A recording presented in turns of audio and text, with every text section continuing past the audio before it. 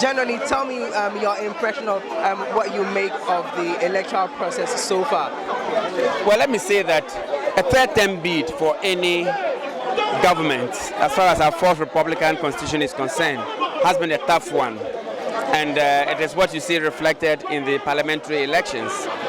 But for this time round, you could see clearly that in most of the constituencies where we lost the parliamentary elections, the president, John Mahama, won in over 80% of those constituencies.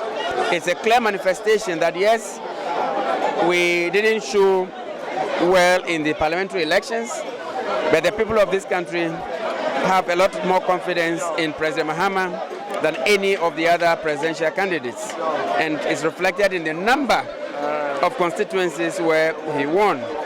And if you look at the results, President Mahama won from our data in 8 regions. President Mahama won in 8 regions as far as the regional aggregate figures from the regions are concerned. And of course, nobody wins in 8 regions and loses a general election. The figures will speak for themselves.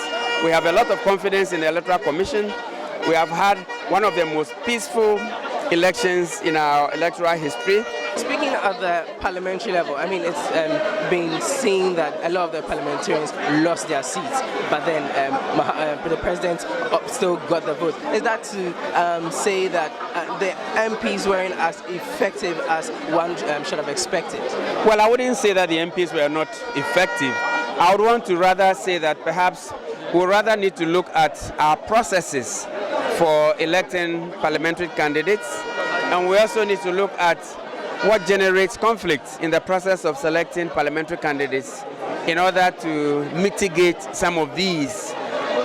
Indeed, we have had a number of misunderstandings between our candidates and their constituencies. We had with their other contestants for the parliamentary candidate position and a host of others. But mind you, a third term bid for every government is a tough one, and there's often this, incumbency disadvantage, and so we need to look at it on a much broader perspective, otherwise we would lose it.